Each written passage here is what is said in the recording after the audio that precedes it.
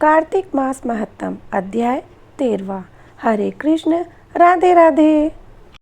कार्तिक मास में सकाम भाव से या निस्वार्थ या स्वार्थ भाव से अगर हम सूर्योदय से पहले उठकर स्नान आदि कर लेते हैं, व्रत और पूजा करते हैं, तो उसका भी हमें मनोवांछित फल मिलता है। और अगर कोई स्वार्थ नहीं है, हमें सिर्फ भगवान की प्रीति के लिए, भगवान की प्राप्ति के लिए, भगवान को पाने के लिए, भगवान के प्रति अपना जो हमारा समर्पण है वो उसके लिए अगर हम स्नान आदि करते हैं, व्रत करते हैं और हम सत्संग सुनते हैं, तो उससे हमें मोक्ष की प्राप्ति होती है। इसीलिए हमेशा से कहती हूँ कि जितना जितना हो सके पुण्य कर्म करिए, पुण्य फल कमाने। जब पुण्य कर्म होंगे उसका फल भी हमें 1000 गुना मिलेगा, कई गुना अधिक होकर मिलेगा। तो और जो दान है, दीप दान है, जो भी है, ये सब करते रहिए, क्योंकि चल रहा है बहुत पावन महीना और इसमें जितना जितना जितना हो सके उतना अच्छा पुण्य कर्म करना चाहिए। और अब हम सर्वप्रथम सर्व पूजनीय श्री गणेश जी को याद करते हैं और सुनते हैं आज के कार्तिक मास महत्तम का अध्याय 13वां। रिद्धि सिद्धि के दायक, देवों के सरताज, मंगलकारी देव प्रभु, रखिए मेरी लाज। बोलो गणेश जी महाराज की जय।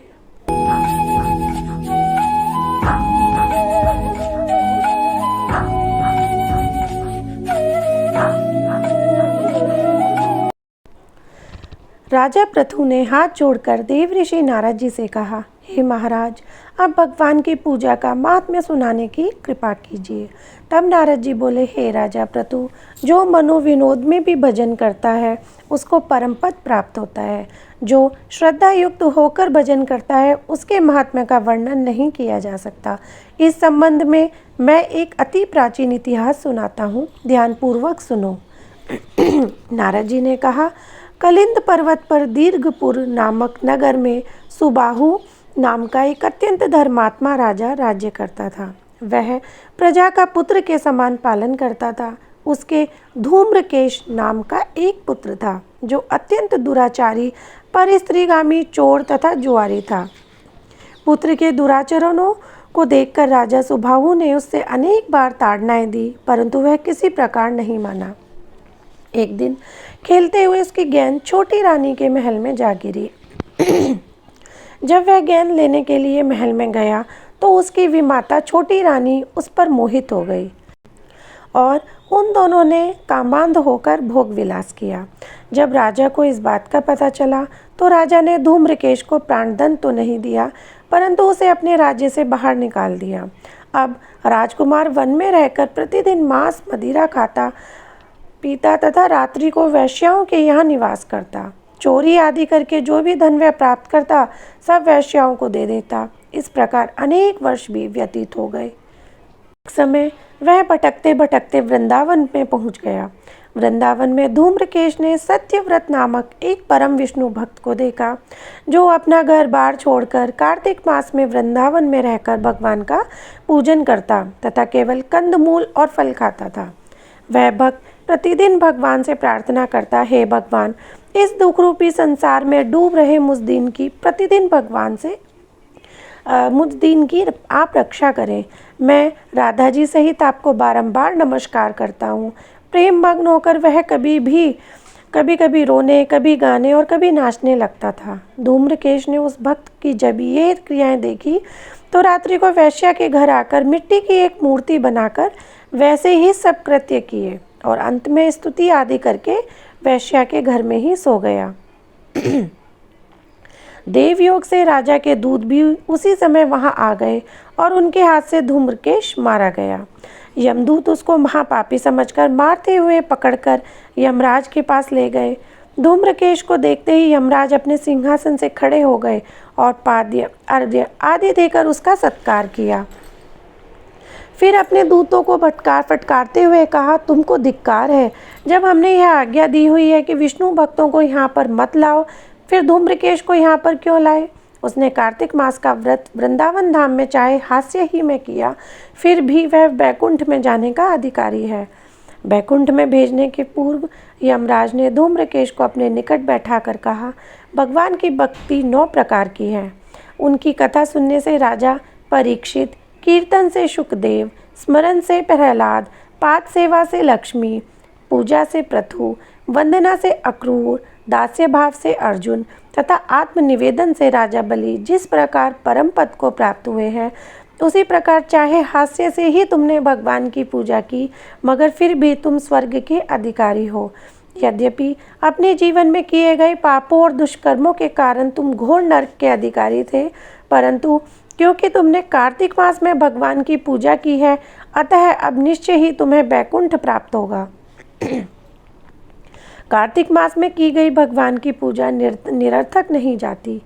जहाँ पर भगवान शालिग्राम है, वहीं पर गंडकी नदी तथा अन्य तीर्थ हैं।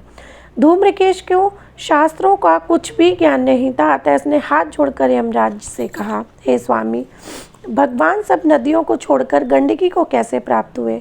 कृपा करके मुझे बतलाइए।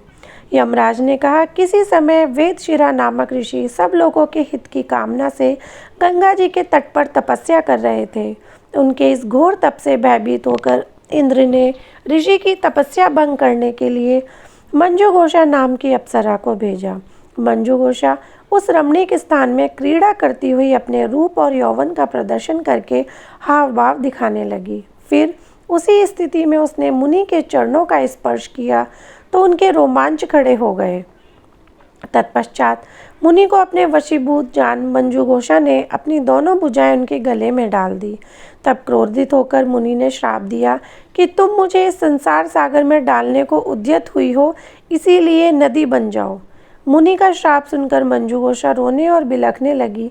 उसने प्रार्थना करते हुए मुनि से कहा, हे मुने, मैं श्राप के योग्य नहीं हूँ, आप मुझे क्षमा करें।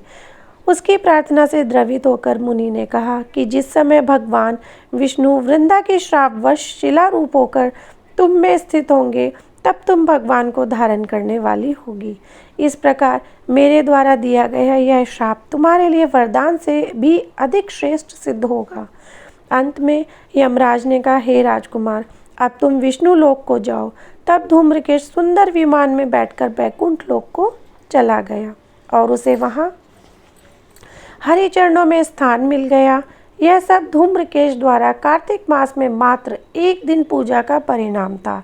यह कहकर नारद जी ने अपनी वाणी को विराम दिया। इति 13वां अध्याय समाप्तम।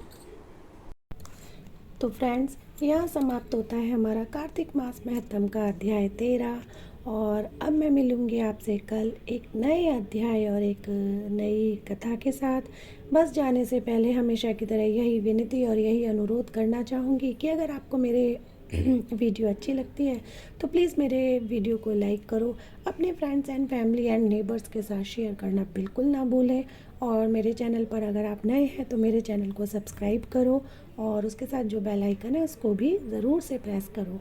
अब मैं मिलती हूँ आपसे कल एक नई कहानी और एक नए अध्याय के साथ। तब तक के लिए हरे कृष्ण, राधे राधे। बोलो विष्णु भगवान की जय, बोलो लक्ष्मी मैया की जय, बोलो कार्तिक के ठाकुर की जय।